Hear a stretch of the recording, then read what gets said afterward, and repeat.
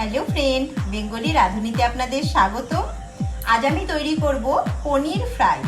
তা আমার রেসিপিটি আপনাদের কেমন লাগলো অবশ্যই কমেন্ট বক্সে কমেন্ট করে জানাবেন। ভালো লাগলে আমার চ্যানেলটিকে লাইক করবেন, শেয়ার করবেন আর সাবস্ক্রাইব করবেন।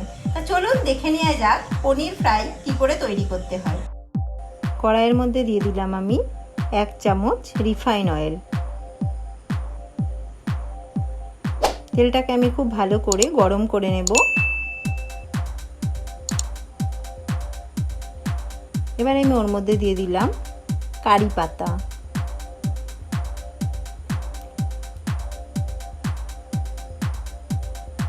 কারি পাতাটা হালকা করে আমি একটু ভেজে নেব। এরপর আমি দিয়ে দেব ওর মধ্যে কাঁচা লঙ্কা কুচিয়ে রেখেছিলাম, ওটাকেও দিয়ে দিলাম।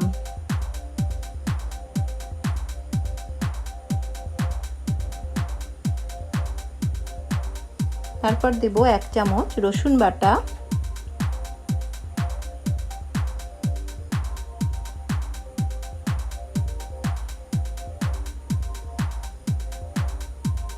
এক চামচ আদা বাটা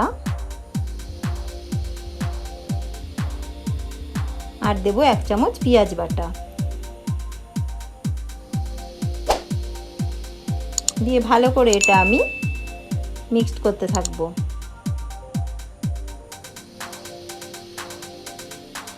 এবার দেব স্বাদমতো নুন,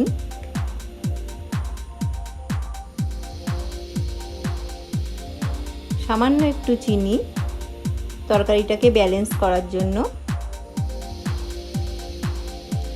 সামান্য একটু হলুদের গুঁড়ো দিয়ে ভালো করে এটা মিক্সড করে নেব।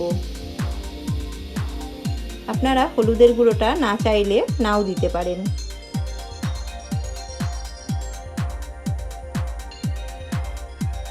এবার আমি দেব 1 চামচ গোলমরিচের গুঁড়ো।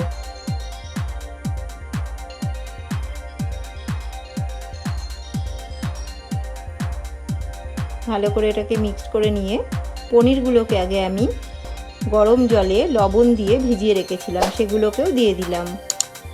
দিয়ে ভালো করে আমি এটাকে নাড়িয়ে চাড়িয়ে নেব। আপনারা অবশ্যই পনির ফ্রাইটা বাড়িতে ট্রাই করবেন আর কেমন লাগলো আমাকে কমেন্ট বক্সে কমেন্ট করে জানাবেন। এবার আমি দিলাম ওর মধ্যে 2 চামচ টমেটো সস,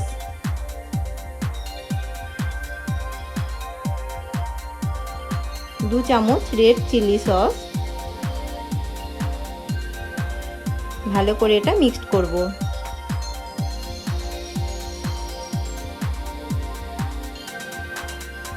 এটার মধ্যে আমি কোনো জল ব্যবহার করব না। 1 চামচ সয়া সস আর দেব আমি 1 চামচ ভিনিগার।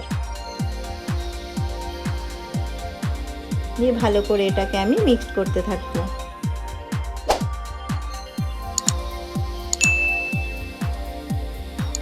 এটা রুটি, নান, লাচ্ছা, পরোটা সব কিছুর সাথেই ভালো লাগে। আপনারা অবশ্যই বাড়িতে ট্রাই করবেন আর খুব সহজে তৈরি করা যায়।